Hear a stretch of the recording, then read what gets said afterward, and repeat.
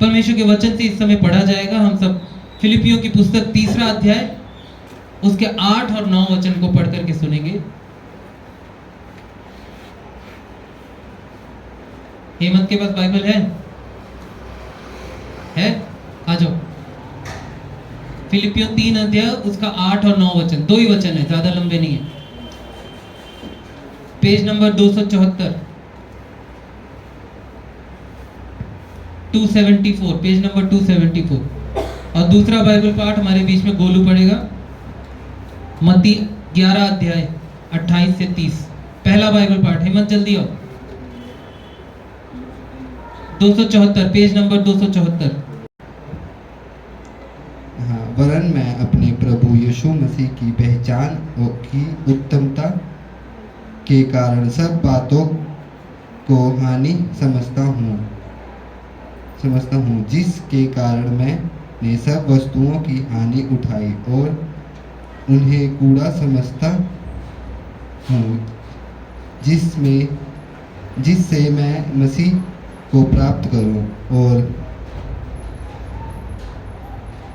मैं उसमें पाया जाऊं, ना कि अपनी उस धार्मिकता के साथ जो व्यवस्था से है, वरन उस धार्मिकता के साथ जो मसीह पर विश्वास करने के कारण है और परमेश्वर की ओर से विश्वास करने पर मिलती है।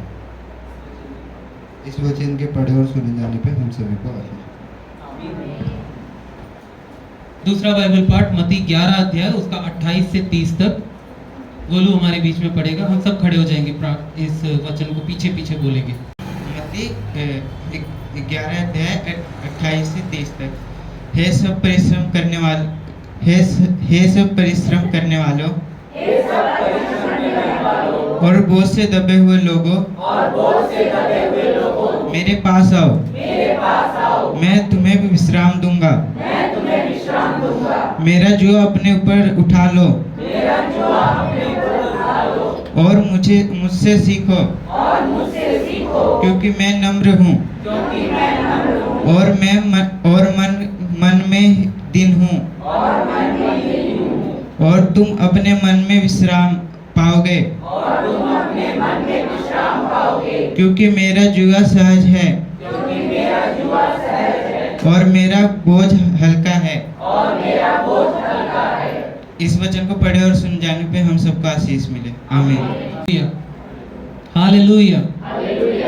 जागते रहना, मेरे साथ रहना, क्योंकि आज का हमारा विषय बहुत अच्छा और बहुत जरूरी विषय है। मत्ती रचित सुसमाचार 5वां अध्याय उसका 6वां वचन लिखा है, धन्य हैं वे जो धार्मिकता के भूखे और प्यासे हैं, क्योंकि वे तृप्त किए जाएंगे। आमीन। एक बार फिर से बोलेंगे, धन्य हैं वे जो धार्मिकता के भूखे और प्यासे हैं, क्योंकि वे तृप्त किए जाएंगे। परमेश्वर का वचन कहता है, धन्य हैं वे जो धार्मिकता के भूखे और प्यासे हैं, क्योंकि वे तृप्त किए जाएंगे। है ना? तो भूखे और प्यासे लोग, प्रभु भूखे और प्यासों के बारे में बात करते हैं। यहाँ पे हमारे पास कुछ हिस्सों में हम इन चीजों को देखेंगे। और भूखे और प्यासे लोगों को क्या होती है? एक इच्छा रहती है कि उनकी तसल्ली हो जाए, उनको तृप्ति मिल जाए, उनको तसल्ली मिल जाए, है ना, उनको संतुष्टि हो जाए। और ऐसे लोग कौन होते हैं? वो खोजने वाले लोग होते हैं, जिनका जीवन जो है खोजने वाला जीवन बना रहता है। वो खोजते हैं और खोजते खोजते क्या हो जाते हैं? वो भूखे और प्यासे हो जाते हैं। उनकी ताकत जो है वो कमजोर पड़ जाती है, वो निराश हो जाते हैं। लेकिन उन्हीं के लिए परमेश्वर का वचन ऐसा कहता है। और इसके बारे में हमने मत्ती 11 अध्याय 28 से 30 वचन जब पढ़ा था, तो गोलू ने बड़े अच्छे तरीके से पढ़ा। उन वचनों में क्या लिखा है जरा देखेंगे एक बार फिर से। प्रभु यीशु मसीह ने वहां पर कुछ कहा, मत्ती 11 अध्याय 28 से 30 तक। डैनियल पढ़ दो। हे सब परिश्रम करने वाले और बोझ से दबे हुए लोगों, मेरे पास आओ, मैं तुम्हें विश्राम दूंगा। मेरा जुआ अपने ऊपर उठा लो और मुझसे सीखो, क्योंकि मैं नम्र और मन में दीन हूँ, और तुम अपने मन में विश्राम पाओगे। क्योंकि मेरा जुआ सहज और मेरा बोझ हल्का है। हम सब इस संसार में जितने लोग हैं, सब लोग जो है किसी ना किसी बोझ के नीचे हैं। कर्जे के बोझ के नीचे, रिश्तों के बोझ के नीचे, है ना, बीमारी के बोझ के नीचे, निराशा के बोझ के नीचे, पढ़ाई के बोझ के नीचे, नौकरी के बोझ के नीचे, बच्चों की जिम्मेदारियों के बोझ के नीचे। कहीं ना कहीं हम बोझ के नीचे हैं, और उन बोझ से दबे हुए लोगों को किस चीज की जरूरत है? बोझ से चलने वाला इंसान जो है झुका हुआ रहता है, वो झुक के चलता है, और झुक के चलने वाला इंसान कहीं ना कहीं जाके कमजोर पड़ जाता है। तो उसको क्या जरूरत पड़ती है? एक विश्राम की जरूरत पड़ती है, एक आराम की जरूरत पड़ती है, एक थोड़ा थकान दूर होने के लिए एक मौके की जरूरत होती है। और उन सबको आराम देने के लिए यीशु मसीह यहाँ पर क्या कहते हैं?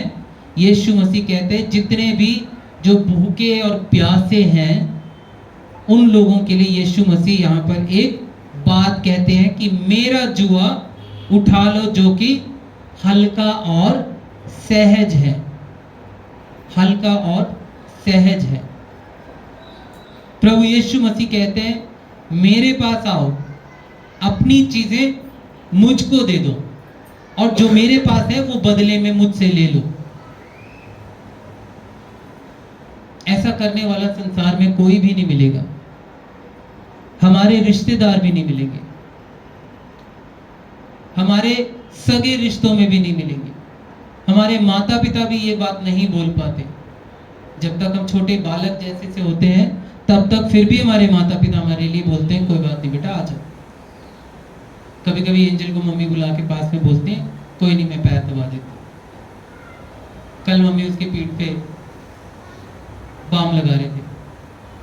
जब तक बच्चों के जैसे जी रहे हैं तब तक चलता है, लेकिन एक समय आता है जहां पर आप जिम्मेवार बनने लग जाते हैं, जिम्मेदारी को उठा के चलने लगते हैं, तो आपको आपके माता पिता भी उस चीज के लिए नहीं बोलते। इसका मतलब ये नहीं कि वो माता पिता नहीं रहे, तब भी वो माता पिता हैं, तब भी आप भी बच्चे हैं और प्रेम वही है। लेकिन कहने का अर्थ है कि यीशु की तरह कोई भी आपके बोझ को हल्का नहीं कर पाता, कोई भी हमारे मन को हल्का नहीं कर सकता।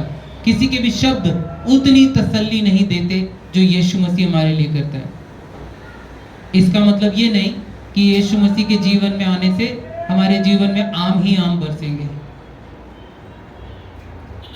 और हमारा जीवन बिल्कुल खुशहाल चलेगा, बिल्कुल ऐसा नहीं है। इसका मतलब ये है कि हमारे लिए उस बोझ को उठाने वाला कोई है जो हमारी मदद करता है, जो हमारी सहायता करता है, हमारे बोझ को उठाने में हमारे संग संग चलता है, हमारी अगुवाई करता है, हमारी मुश्किलों में हमारा सहारा बनता है।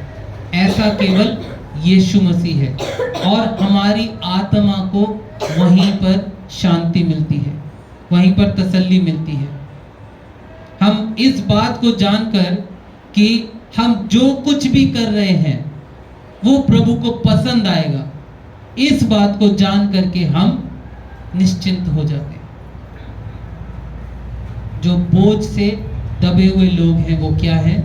भूखे और प्यासों के समान है, भूखे और प्यासों के समान। प्रभु यीशु मसीह बोझ से दबे हुए इस व्यक्ति को झुका हुआ रहने के लिए नहीं देना चाहता। वो चाहता है कि वो व्यक्ति सीधा खड़ा हो, सीधा खड़ा, सीधे मार्ग पर चले। वो प्रभु यीशु मसीह वही चाहते हैं। और हम इस वचन में देखते हैं धार्मिकता के बारे में। धार्मिकता इसमें शब्द है, क्या लिखा है? हे सब धन्य है वे जो धार्मिकता के भूखे और प्यासे नहीं, धार्मिकता के भूखे और प्यासे हैं। संसार में बहुत सारे लोग कई तरह से भूखे और प्यासे हैं, कई तरीके से भूखे और प्यासे। गेट बंद कर दो। तो जब भूखे और प्यासे लोग संसार में अलग अलग रीति से हैं, यहाँ यीशु मसीह खास तौर पे बात कर रहे हैं धार्मिकता से जो भूखे और प्यासे हैं। धार्मिकता क्या है? ये धार्मिकता किसे कहते हैं? इसको हम कैसे पहचान सकते हैं? मत्ती 5वें अध्याय को जब हम पढ़ते जा रहे हैं, इन शब्दों को जब पढ़ते जा रहे हैं, धन्य वचनों को, तो यहाँ पर हम देख रहे हैं धार्मिकता के बारे में। धार्मिकता क्या दिखाती है?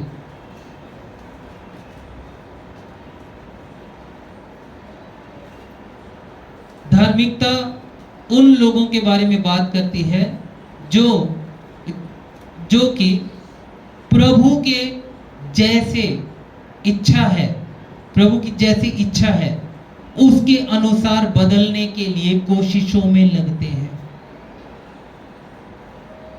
प्रभु यीशु मसीह ने कहा, तुम सत्य को जानोगे और सत्य तुम्हें स्वतंत्र करेगा। तो यानी कि मेरा और आपका जीवन सत्य का जीवन होना चाहिए। तो इसके लिए क्या करना पड़ेगा?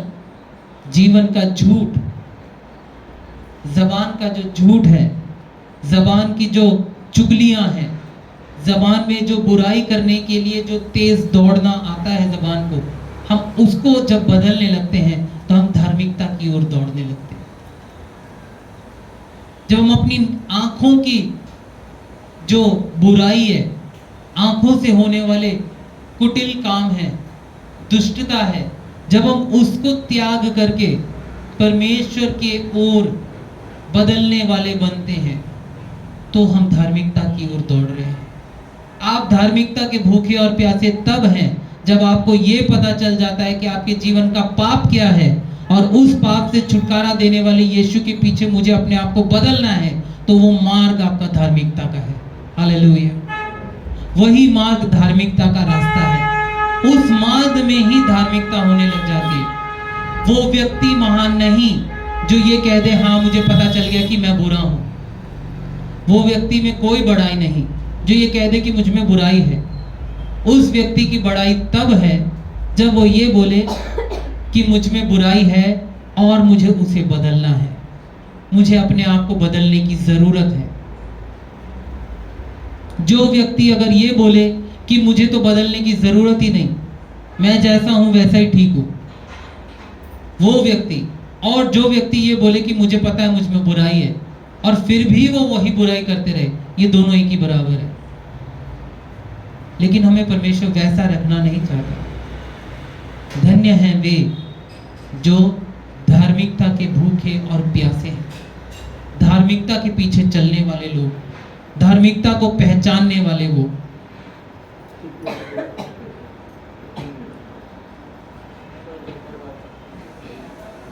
और इस धार्मिकता के बीच में हमें इस बात का न्याय करना पड़ता है, अपने आप में पहचानने की जरूरत पड़ती है कि मुझ में जो गलतियां हैं, बुराइयां हैं, उसको दूर करना है। और जब हम ये चाहते हैं कि हम वैसा बने जैसा प्रभु मुझे चाहता है, तो उसमें हमें न्याय में से होकर गुजरना पड़ेगा। न्याय में से होकर के ही गुजरना पड़ेगा। और जब उस न्याय में से होकर के गुजरते हैं तो वहां मेरे और आपके लिए एक पीड़ा है, एक तकलीफ है। ये आसान नहीं है मेरे और आपके लिए, हम मसीह लोगों के लिए ये बातें आसान नहीं है कि हम न्याय में से गुजरे। हम बोलते हैं बदलाव कौन कौन चाहता है? सब चाहते हैं। बदलना कौन कौन चाहता है? कोई नहीं चाहता, क्योंकि सब जानते हैं कि बदलने के लिए मुझे खुद को एक तकलीफ में से गुजरना पड़ेगा।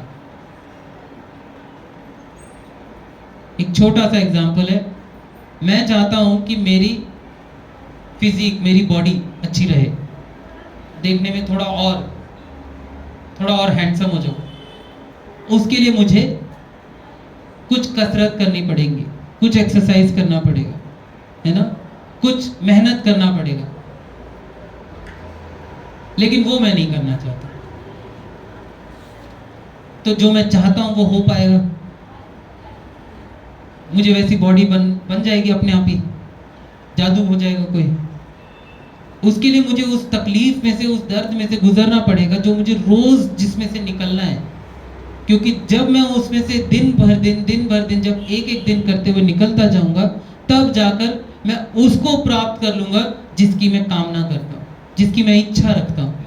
वैसे ही यीशु मसीह के द्वारा जब हम धार्मिकता के रास्ते पर चलना चाहते हैं तो हमें न्याय में से होकर गुजरना पड़ेगा, तकलीफ में से होकर गुजरना पड़ेगा, और उस तकलीफ में से जब हम गुजरेंगे तब हम पवित्रता को महसूस करेंगे, तब हम धार्मिकता को महसूस करते हैं, तब हम यीशु के मार्ग को महसूस करते हैं, तब हम यीशु की शिक्षा को समझ पाते हैं। जब वो कहता है कि एक गाल पर कोई चांटा मारे तो दूसरा भी उसकी तरफ फेर दो, तब हम समझते हैं कि यीशु मसीह कहता है कि धन्य है वे जो धार्मिकता के भूखे और प्यासे हैं, क्योंकि वे तृप्त किए जाएंगे, वो तृप्त किए जाएंगे।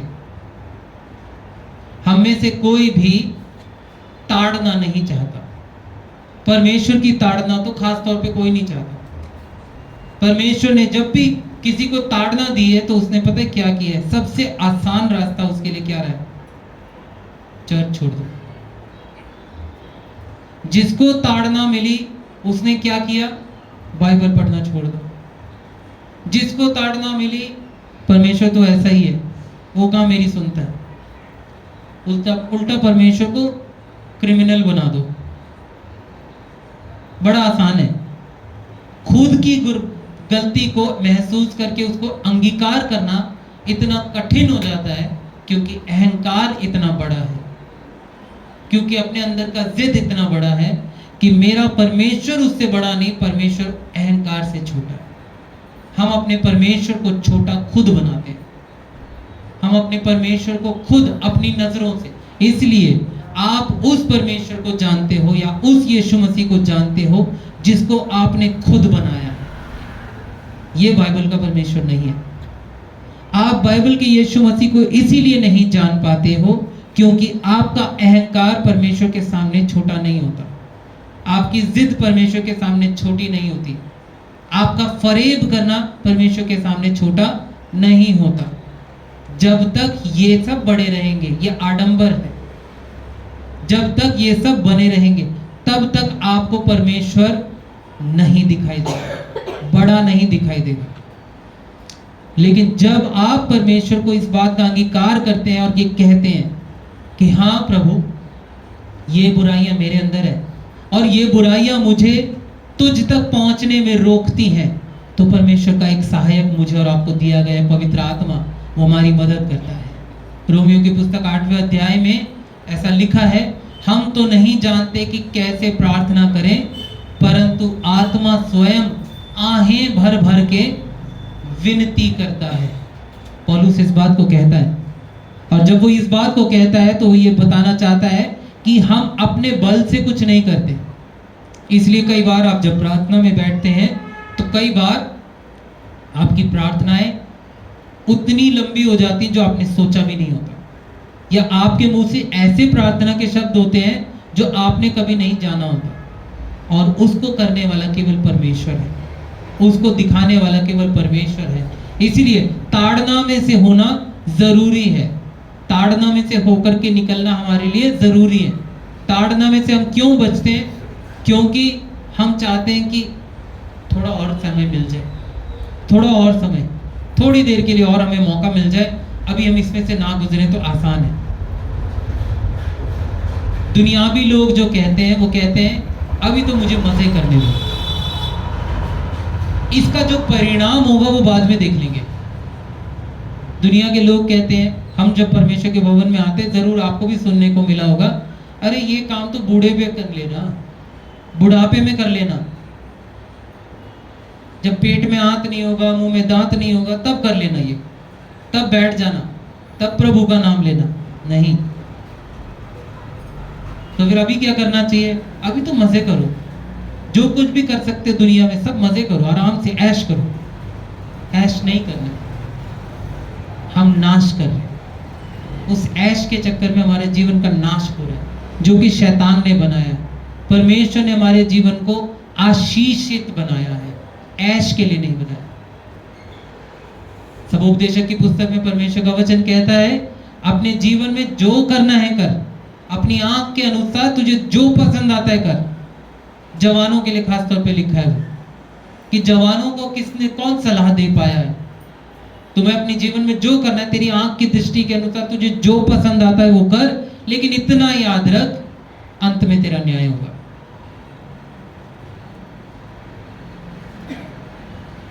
ये जीवन मेरा और आपका उधार का जीवन है। उधार का जीवन इसलिए क्योंकि हमें नहीं पता कि ये कब खत्म हो जाएगा, और जब खत्म हो जाएगा तो प्रभु का वचन कहता है, सबोपदेशक की पुस्तक में ही लिखा है कि आत्मा परमेश्वर के पास, अपने सृष्टिकर्ता के पास वापस लौटती है। तो जब परमेश्वर के पास जाओगे वापस, वहां परमेश्वर पूछेगा, इतने साल जिया जीवन, क्या किया, कैसा जिया? प्रभु हमने तो ऐश किया,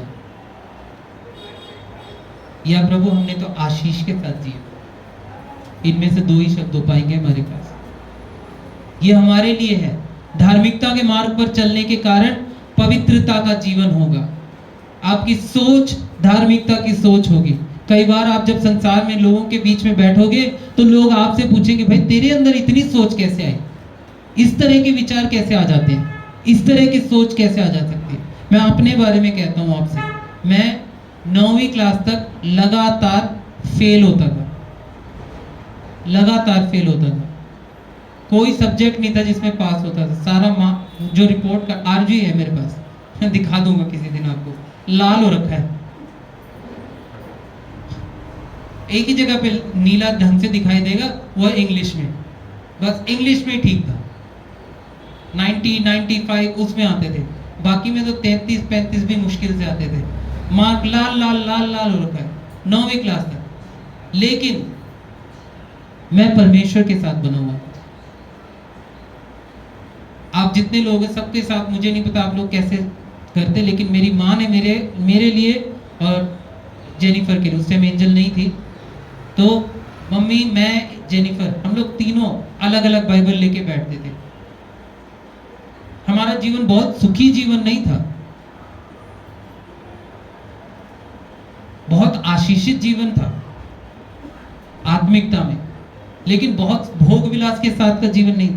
ये परिवार वाला जीवन, ये जो जीवन अभी जी रहे हैं, ये घर लिया, ये सब कुछ है, ये तो अभी है।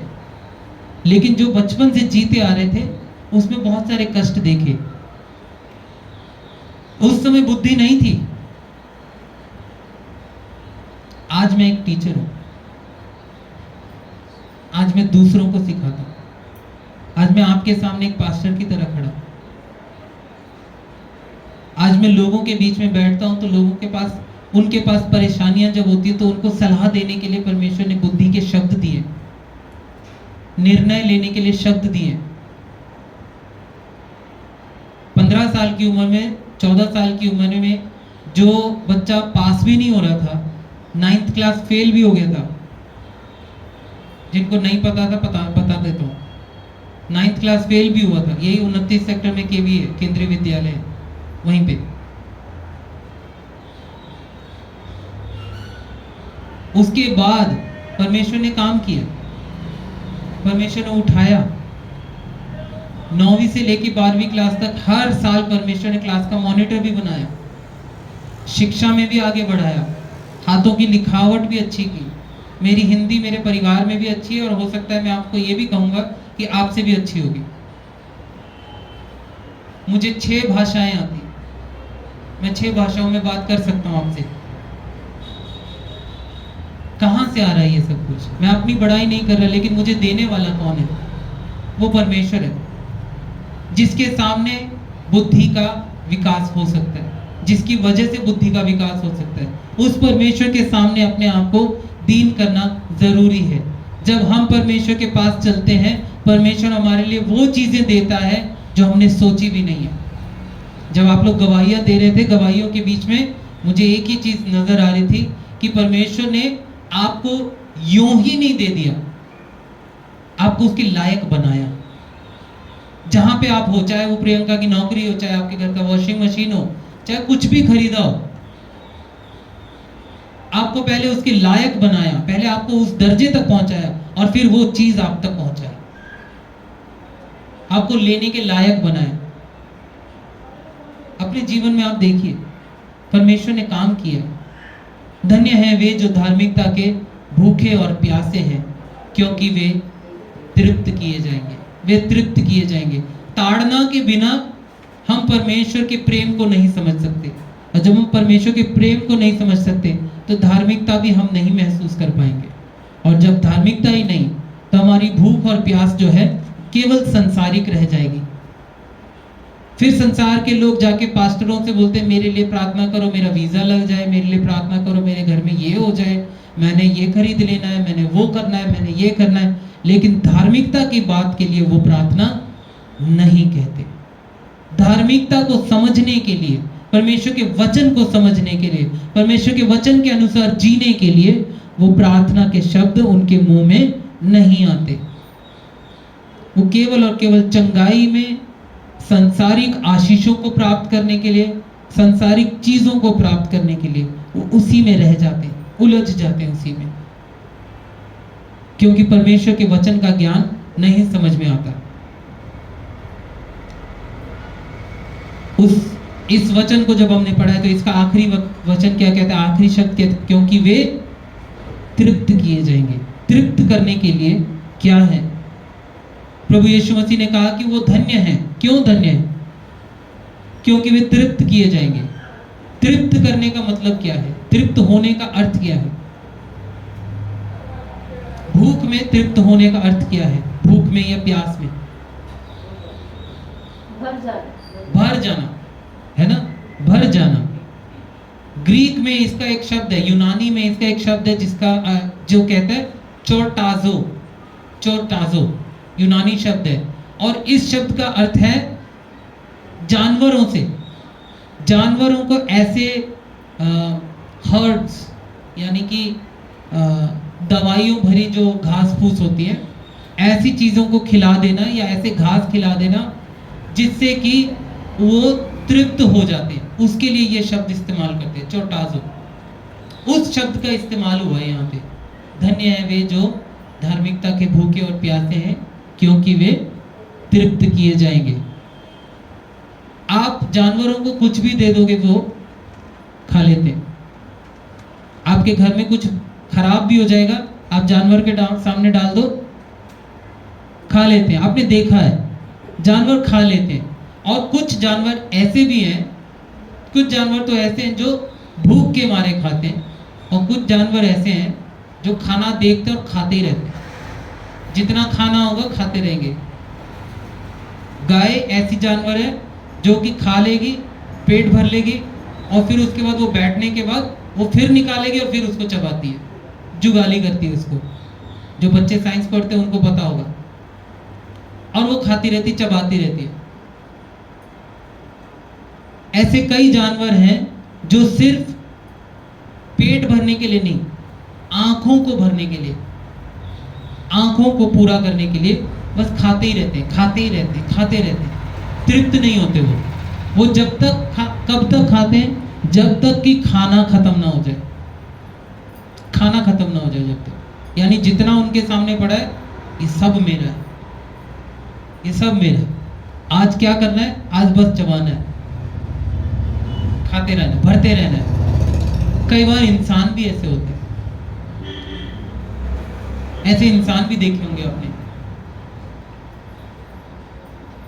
पता नहीं घर में खाते हैं नहीं खाते हैं, लेकिन शादी ब्याह में या किसी प्रोग्राम में जाएंगे तो वहां पे रुकते नहीं है।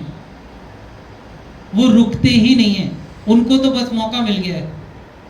खाना अच्छी बात है, लेकिन बाइबल ये बात बताती है पेटूपन पाप है, पाप है।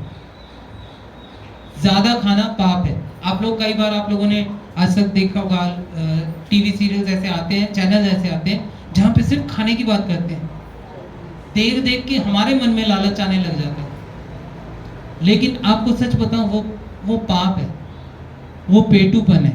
कई जगह पे ऐसा दिखाते हैं कि इस व्यक्ति ने इतने मिनट में इतना सारा खा लिया, देखो कितनी महान बात है। वो दुष्टात्मा है, वो दुष्टात्मा है। क्योंकि आपके शरीर को जितना चाहिए उसके लिए आपको पता है कि कितना बनाना है और आप उसी हिसाब से खाते हो। लेकिन वो पेटूपन है जो कि उस आदमी के अंदर से उसको खाने के लिए करता है, और वो खा लेते हैं चैलेंज के लिए, और फिर उसके बाद जाके 2 उंगली डाल के, क्योंकि उनको फिर दोबारा से जाके और खाना है। शैतान ने लोगों के मन को इस तरीके से जानवर की बुद्धि बना रखा है, पेटूपन। धन्य हैं वे जो धार्मिकता के भूखे और प्यासे हैं, संसार के खानों के लिए नहीं, पिज्जा मोमो स्प्रिंग रोल के लिए नहीं, बर्गर के लिए नहीं, चिकन के लिए नहीं, मटन के लिए नहीं, धार्मिकता के वचन के, प्रभु यीशु मसीह के भूखे और प्यासे हैं, क्योंकि वे तृप्त किए जाएंगे। बाकी जितनी भी भूख है वो तृप्त नहीं होने वाली। आप जितना मर्जी खा लोगे वो तृप्त नहीं होने वाले, क्योंकि हमारे अंदर वो एक भूख इस तरीके की बन गई है कि खाते रहना और खाना है और खाना है। कई घरों में क्या होता है, सुबह खाना खा लिया, अब तैयारी चल रही है दोपहर में, फिर तैयारी चल रही रात के लिए, रात को तैयारी चल रही सुबह के लिए, सुबह जल्दी जल्दी उठ के तैयारी कर रहे हैं दोपहर के लिए। बस खाने का ही सर्कल चल रहा है। हम देख ही नहीं पा रहे उससे आगे। क्यों नहीं देख पा रहे? पारिवारिक समय क्यों नहीं हो पा रहा? कुछ और विषय पे बात क्यों नहीं हो पा रही? कुछ और प्लान क्यों नहीं हो पा रहा? सोचने वाली बात। इस तृप्ति के बारे में आप सबसे अच्छा जो सीख सकते हैं या समझ सकते हैं कि परमेश्वर कैसे तृप्त करेगा, लूका रचित सुसमाचार 15 अध्याय, यहाँ पर एक बहुत ही खास बात को हम लोग पढ़ते हैं, और वो है उड़ाऊ पुत्र का जीवन। उड़ाऊ पुत्र के जीवन के बारे में हम यहाँ पर देखते हैं 11वें वचन से। यीशु मसीह फरीसियों के पास बात कर रहे थे, और उस समय यीशु मसीह ने वहां पर इस दृष्टांत को कहा, उड़ाऊ पुत्र की कहानी। आप सब जानते हैं इस कहानी को, मैं पढ़ना नहीं चाहता हूं क्योंकि समय हमारे पास कम है।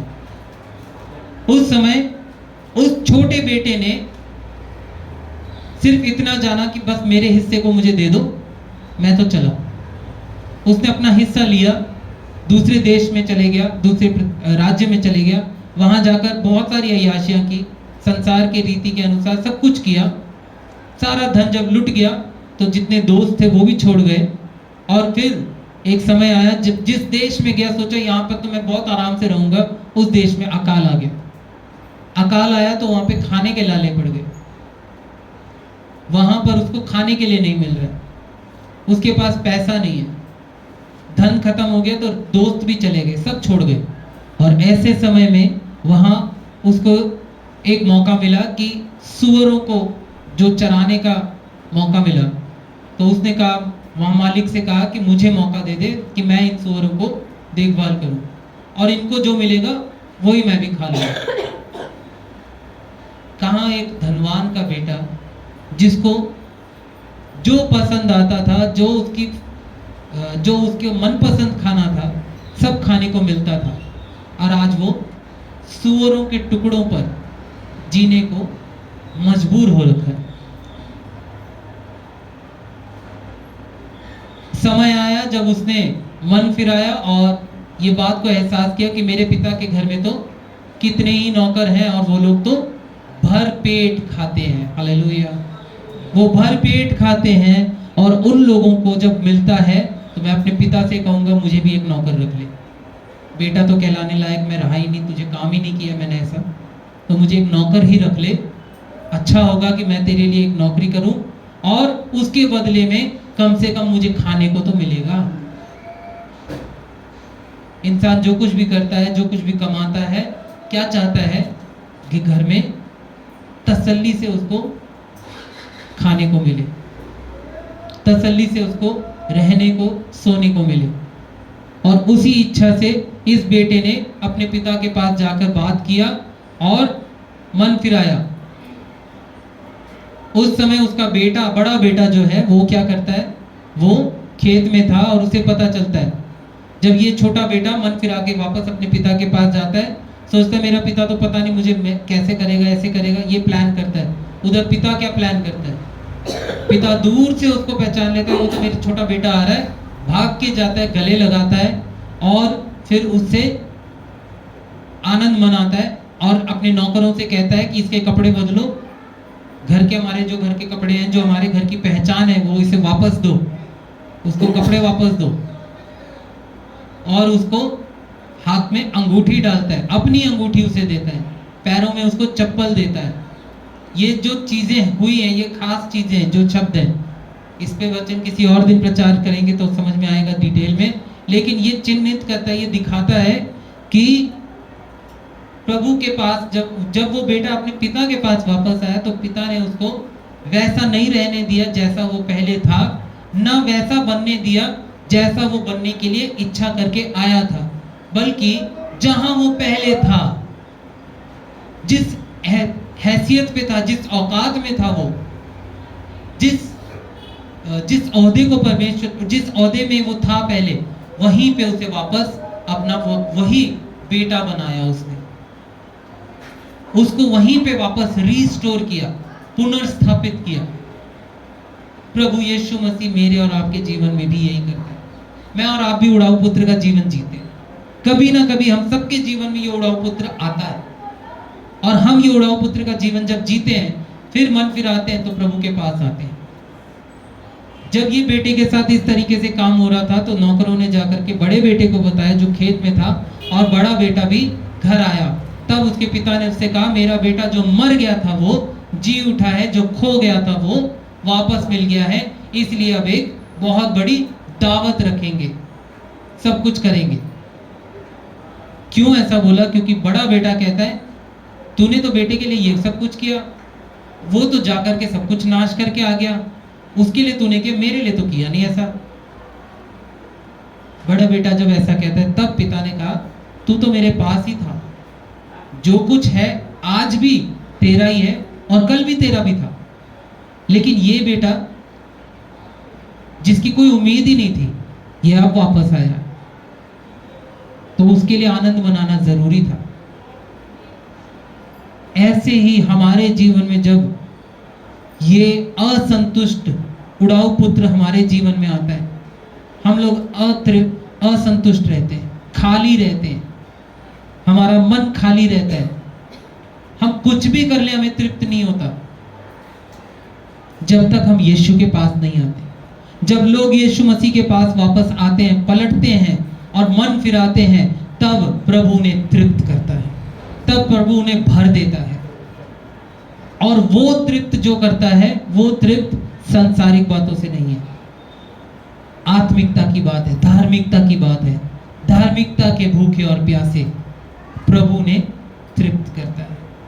प्रभु उनको धन्य कहता है, पहले उन्हें धन्य कहता है कि तुम भूखे और प्यासे हो धार्मिकता के लिए, तुम भूखे और प्यासे हो पवित्रता के लिए, तुम भूखे और प्यासे हो वचन को जानने के लिए, तुम भूखे और प्यासे हो प्रार्थना को सीखने के लिए, समझने के लिए, तुम भूखे और प्यासे हो मुझे जानने के लिए, तुम धन्य हो।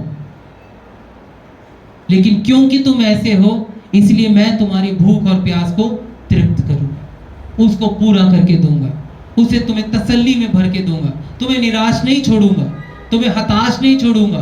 तुम मेरे पास उम्मीद के साथ आए हो, तुम्हारी आशा टूटने नहीं दूंगा, तुम्हें मैं कमजोर नहीं पड़े रहने दूंगा। तुम बीमारी को चंगाई में देखना चाहते हो, मैं उसे करके दूंगा। प्रभु यीशु मसीह इस बात को कहते हैं। जब प्रभु यीशु मसीह इस बात को कहते हैं तो आप विश्वास करना कि यीशु मसीह इसको पूरा करके भी देंगे, वो पूरा करके देंगे। इस परिस्थिति में से हम सब लोग जाते हैं, इस परिस्थिति में से हम सब लोग जानते हैं और पहुंचते हैं। हम सब लोग चाहते हैं कि हमें तृप्ति हो, लेकिन हम उस जानवर के समान हो जाते हैं जो बस खाना चाहते हैं, जब तक मिलता रहे तब तक खाना चाहते हैं। लेकिन प्रभु कहता है नहीं, मैं तुम्हें तृप्त करूंगा। भजन संहिता 23 अध्याय में लिखा है, वह मुझे हरी हरी चराई में चराता है और सुखदायी जल के झरनों के पास ले चलता है। वो ऐसे वैसे चराई नहीं देता, सूखी घास नहीं देता, वो अच्छा चरवाहा है, हरी घास देता है, तृप्त करने वाला। और सुखदायी जल के पास, गंदा पानी नहीं पिलाता, सुखदायी जल देता है। वो यीशु मसीह हमारे लिए सब कुछ करता है। जब मेरे और आपके जीवन में उड़ाऊ पुत्र का जीवन जी रहा था, तब परमेश्वर ने आपके ऊपर चिल्लाकर, ताड़नाएं देकर, लांछन लगाकर आपको नहीं बुलाया।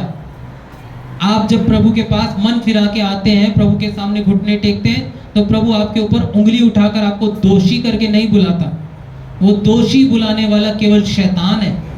आज एक बात को और सीख लीजिए, अगर आपने कोई काम ऐसा किया जो परमेश्वर को पसंद नहीं आता और आपके मन में वो बात बार बार आती, जबकि आप प्रभु के सामने माफी मांग चुके, प्रभु से क्षमा मांग चुके, और फिर भी आपके मन में आता है नहीं, मैंने तो ये गलत काम किया, मैंने ये गलत चीज किया, गलत किया।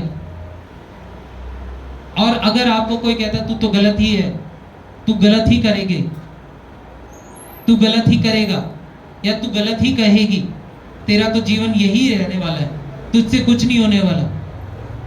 आपके माँ के मुंह से भी ये शब्द निकल के आ सकते हैं, आपके भाई बहन के मुंह से भी निकल के आ सकते हैं, आपके पिता के मुंह से भी ऐसे शब्द निकल के आ सकते हैं, आपके पति के मुंह से, आपकी पत्नी के मुंह से ऐसे शब्द निकल के आ सकते हैं। लेकिन याद रखना कि वो शब्द परमेश्वर का शब्द नहीं है, वो शैतान के द्वारा आया हुआ शब्द है।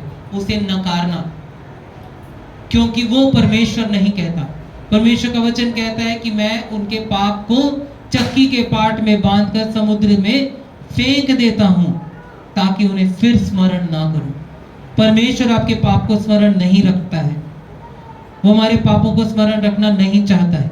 लेकिन शैतान हमारे पापों को बार बार हमारे सामने लेकर के आता है, बार बार हमें याद दिलाता है, देख तूने ये गलती की थी, तेरा ये पाप है, तेरी वजह से ये हुआ था, तूने ऐसे गलत काम किया था, तूने ऐसे गलत शब्दों से बात की थी, तूने ऐसे गालियां दी थी, तूने ये चोरी की थी। ऐसे शब्दों को बोल करके जब जब ये बात आती है तो वो गिल्ट है, ग्लानी है। ग्लानी परमेश्वर नहीं देता, परमेश्वर शांति देता है। ग्लानी केवल शैतान की तरफ से आती है। अगर आप शैतान को अपने कान दोगे तो शैतान और बोलेगा, वो आपको और सुनाएगा। अभी तक वो 2 बात सुना रहा था, आपने कान दे दी, अरे हाँ सही बोला, 4 बातें और सुनाएगा। थोड़ा और समय दो, आपको 4 की 40 भी सुनाई देंगी। फिर आपको वो पाप भी सुनाई देने लगेगा, वो पाप भी याद आने लग जाएगा जो पता नहीं कितने साल हो गए। आपके भुलाए हुए पापों को परमेश्वर भुलाया हुआ रखता है। आप भी उसे दिल में लेकर के, बोझ की तरह लेकर के मत चले। हे सब बोझ से दबे हुए लोगों, मेरे पास आओ, मैं तुम्हें विश्राम दूंगा। ये यीशु मसीह ने कहा है। आप विश्राम पाएं यीशु मसीह में, शांति को पाएं, प्रभु के वचन को प्राप्त करें। धन्य हैं वे जो धार्मिकता के भूखे और प्यासे। बन जाइए परमेश्वर के लिए धार्मिकता के भूखे और प्यासे।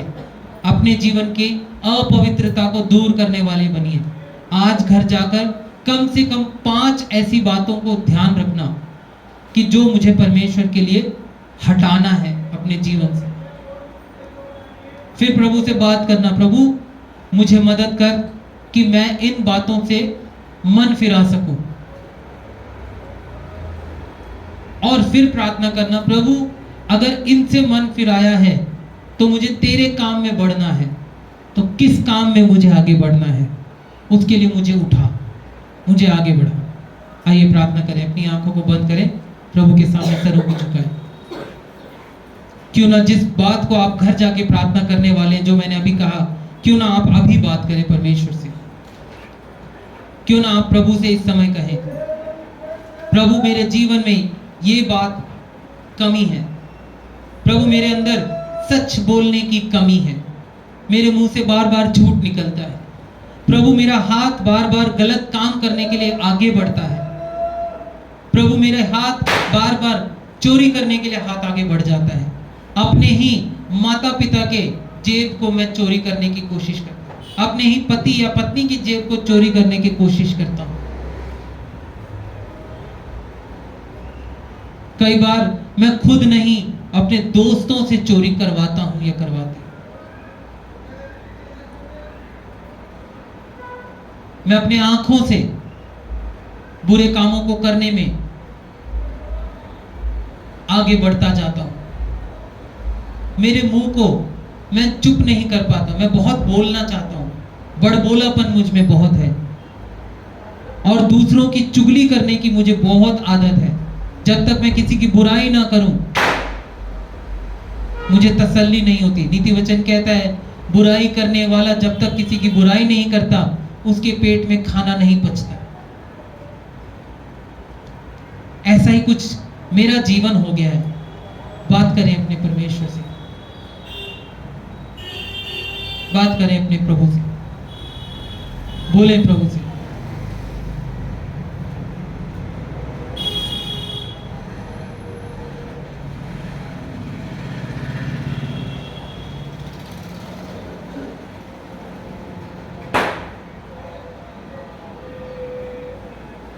मैं ना करूं मेरे मन की, दौड़ूं तेरी मर्जी को। मैं ना करूं मेरे मन की,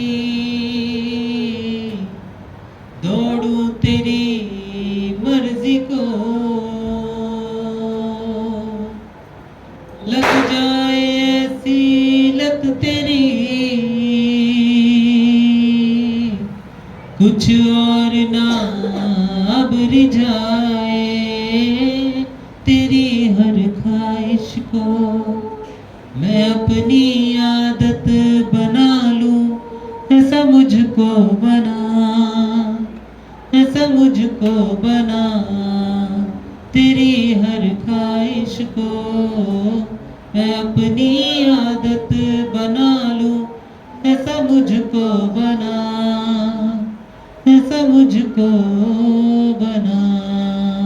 मेरे अंदर तेरी आदतों को भर दे, मेरे अंदर तेरी चाहतों को भर दे। मेरे अंदर तेरी आदतों को भर दे, मेरे अंदर तेरी चाहतों को भर दे। मैं तुझको पसंद आऊं, मैं तेरे दिल को भाऊं, ऐसा मुझको बना, ऐसा मुझको बना। मैं तुझको पसंद आऊं, मैं तेरे दिल को भाऊं, ऐसा मुझको बना, ऐसा मुझको बना। हाँ प्रभु यीशु मसीह, ऐसे ही प्रभु हमें बना ताकि हम अपने मन मर्जी को करने वाले ना बने। तेरी धार्मिकता के खोजी बनने के लिए तेरा पवित्र आत्मा जब हमें पुकारता है, हमें बुलाता है, हमें चिताता है, तो प्रभु हम तेरी आवाज को सुने, तेरे वचन के अनुसार अपने मनों को तेरे हाथों में सौंपते हुए, अपने जीवन को तेरे हाथों में सौंपते हुए तेरे लिए जीने वाले बने। प्रभु सचमुच में तेरे वचन के अनुसार हम भी धार्मिकता के भूखे और प्यासे बनने पाए। प्रभु ऐसा अनुग्रह कर। प्रभु यीशु के नाम से प्रार्थना मांगते हैं, आमीन।